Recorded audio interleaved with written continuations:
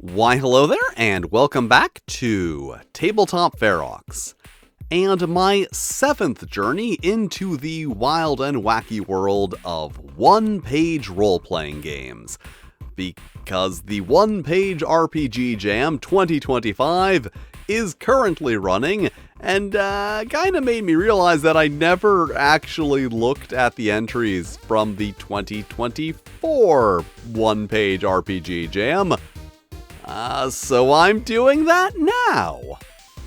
And this time I will actually be lifting my usual one page is one page restriction and be including 2-page games, which, according to the Jam, are considered one page front and back.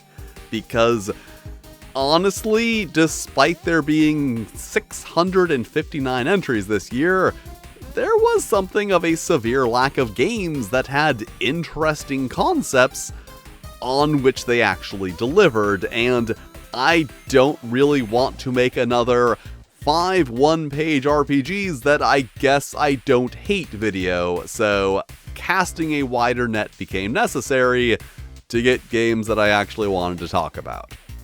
So, here are 5 one-page RPGs from the One-Page RPG Jam 2K24 that I thought might be interesting to talk about in a video, which you are now watching. Starting with Grid Cage, which is a game about illegal underground mech fighting and dreidels. And I've got a lot of specific things to say about this one, so I'm just going to skip ahead to the review section and say, a neat concept. Underground mech battles with a hardcore punk attitude and aesthetic is really cool, as is the idea of incorporating dreidel into a TTRPG. Like, it's not just use a dreidel in place of a D4, the actual dreidel rules are also incorporated into the game. However, the execution is a bit lacking. And by a bit, I mean kind of a lot. It's one of those things where the game that it is supposed to be sounds really cool, and you have most of that game here, but just barely. And then there's also the issue of devoting a lot of space to things that are not really necessary when the actual rules are barely explained. Which brings me to the format, because boy howdy are there issues here. So this is intended in the abstract to be printed and folded into a little 12-page booklet, with printable and screen reading versions provided. Problem is that neither of those versions provided actually work for their intended purpose. The screen reading version's pages are in the same order as the print version, i.e., the order in which they hypothetically would be in the correct order once printed and folded up. But also, the print version just kind of vertically inverted 2 of the spreads on 1 of the pages. So if you had printed this out as provided to you and folded it into the little zine as instructed, you would have pages that are upside down and other ones that are mirrored, in addition to probably not even being in the right order. And I spent more time than I care to admit trying to make sense of this and putting it in a correct order, while also only fixing what I saw to be reasonable errors that could have been made, and I'm pretty sure this is the correct page order, which would look something like this if there were an actual correct screen reading version. And now that we have an approximation of what this should actually look like, despite my complaints, I cannot deny that it looks fucking awesome. The art is amazing, the layout is awesome, even if it is a bit overly Morkborgish, preferencing style over functionality. And as I said, there isn't a lot of room, and it's not used very efficiently. But this is the aesthetic score, not the usability score, so it looks pretty awesome. But overall, it is just one of those games where it's like, wow, this looks so cool. Too bad it's not better.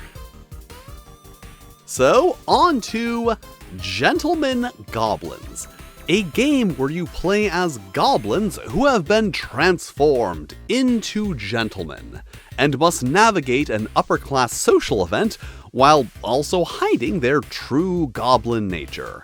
So, a fun but not particularly complex concept, but one that is well implemented. It gives you all of the tools you need to sit down and play. Roll a few dice and you know who the goblins are, what they are doing, why, and who is standing in their way. And that is something I really like to see in these one-page games. As few obstacles as possible between, hey, this one sounds fun, and actually playing. Because, let's be honest here, you don't want to put that much effort into a random one-page game you downloaded off of itch.io. So when the game itself makes getting into the game easy, that is good. And it looks pretty good. The aesthetics are very thematically appropriate. Everything is very rough and goblin-y. However, I do have one complaint that I actually have about a lot of one-page games, and that is the use of a display typeface for the body text. Like, rule number 1 of layout design is readability comes first, everything else is secondary. Morkborg. But next up, Snail Caesar, which is a solo combat game about gladiator snails. And the rules here are quite minimal, basically just rolling to determine the outcome of a round of a fight, and then comparing attack and defense values, and then managing your health and equipment. Honestly, it is one of those things that really makes you ask, is this really a role-playing game at all? And the answer is no, actually. And that's fine. Like, to me, the concept of a simple little solo tabletop game is not new nor novel. But as that is a genre of thing that was pretty thoroughly stamped out by computers, I like that the new popularity of role-playing games, despite some questionable origins, has caused people to start accidentally recreating other types of tabletop game again, like a little combat simulator. So, an okay concept. The snail aspect doesn't really come up that much, other than having a stat for your shell, which could just as easily be shield. Honestly, it seems like the kind of thing where the pun title was thought of first, and then a game built around it, which, I'll be honest here, I cannot say that I have never done. And that game is fine overall. There is not a lot to it, but there's not supposed to be a lot to it. You roll a die, do a little math and bookkeeping, and then if you survive, manage health, wealth, and equipment. It is something to do if you have a die, a pencil, some paper, and some time to kill. Not every game needs to be complicated. And it looks fine. There are gladiator snails, just, not a lot of them. And next, Rig Rats, which is a game of supply delivery through the harsh post-apocalyptic desert between the domed cities in which the wealthy elite dwell. And the cool thing here is that it is really focused on the truck. Like, this is a game with tactical movement, but that movement is restricted to this 2x6 grid. And all of the characters also have specific roles thereon. Like, if your character is the lookout, mechanic, guardian, etc., you do different specific things during the game. So overall, a lot of really cool ideas here. But also, like a lot of one-page games, there's this very cool setup, and then they don't really give you anything to do with it. Like, it tells you what each individual role does, but not exactly how it does. Like, a failed check for the mechanic or lookout result in a mechanical error or environmental hazard respectively, but it is never really explained how either of those things affect the game. So the amount of effort you have to put into running the game may very well exceed the amount of effort you want to put into running a one-page game for a quick little one-shot. And, it looks okay. Good. No complaints. And finally, Red Shift, Blue Shift Generations, a journaling game chronicling the history of an Ark ship over the course of its 14-generation journey to a new home planet. And if you know me, then you know that I love a good Ark ship, which is one of the nerdiest things I've ever said, but is also pretty obvious considering how much I like Metamorphosis Alpha, and also the Star Lost. Seriously, watch the Star Lost. It is much better than you are probably assuming. And this game also does a particular thing that I particularly like that not a lot of games do, and that is pull back from the usual narrow focus on just a guy, and instead ask you to envision the evolution of an entire society as it progresses from generation to generation. Because honestly, there is no reason why a journaling game specifically, but a role-playing game in general, has to be restricted to that narrow focus. And experimenting with the kinds of stories and from what perspectives you can tell with these games is a thing that I am very much in favor of. I feel like I've said that a lot of times, but that's because it's true. And another cool thing is that the development of the society is guided by these hex flowers, which are randomly moved through, introducing narrative elements as well as gaining and losing resources that can be spent to manipulate that movement, until you have either arrived at your new home after 14 generations or the ship is destroyed in the attempt. So, an average concept, like, yeah, I love Ark ships, but they're hardly a unique idea. This isn't the only Ark ship game that I saw in this specific one-page RPG jam. However, it is very well done. As mentioned, I particularly like the wide focus, asking you to chronicle generations of a journey in the way that other journaling games might ask you to track days, as well as the hex flowers and how they are basically like little hex crawls, but ones that navigate a number of different narrative spaces instead of a physical one. And the layout is overall decent. Let's be honest, most one-page RPGs are okay at best when it comes to the layout.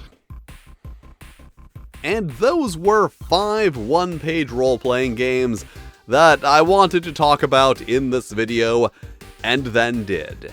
And as mentioned, the one-page RPG jam 2K25 is currently underway, which is a great excuse to make a one-page game yourself, because it is an easy way to go from idea to finished thing with basically no stakes. Like, if your game is bad, nobody's going to care. If you don't even finish your game, nobody's going to care or likely even know. Honestly, if you make the best game ever, pretty good chance that nobody's going to care. Like, you do not have to pin your entire self-worth onto everything you make, because statistically speaking, nobody is going to care. And it is probably better that you learn that lesson with an easy weekend project instead of the 1,000-page generic fantasy game you've been working on for the past 10 years and are probably never going to finish. Sometimes I'm kinda mean. It's fun. And thank you for watching. If you enjoy the wacky things I say and do, you can follow me on Blue Sky and/or Tumblr. You can also join me live on Twitch, where sometimes things get a little weird. And extra special thanks to my Fightin' Flail Snails, Broken Unicorn, D-Stex, Hasterfan, Nikolai Snowtail, Plaid Mouse, Puggo, Randy Mulholland, Renee D, Stephen Kramer, Tila Glar, Toshiro Kuro, and Tyro the Fox. If you want to be cool like them, check out my Patreon or YouTube channel memberships. Two different things that provide similar but distinct benefits. But if you don't want to do that, that's cool too. You can still hit all the lovely buttons, like, subscribe, these other videos that have mysteriously manifested from the ethers, which I am sure are lovely videos that you will also enjoy. And I will see you next time.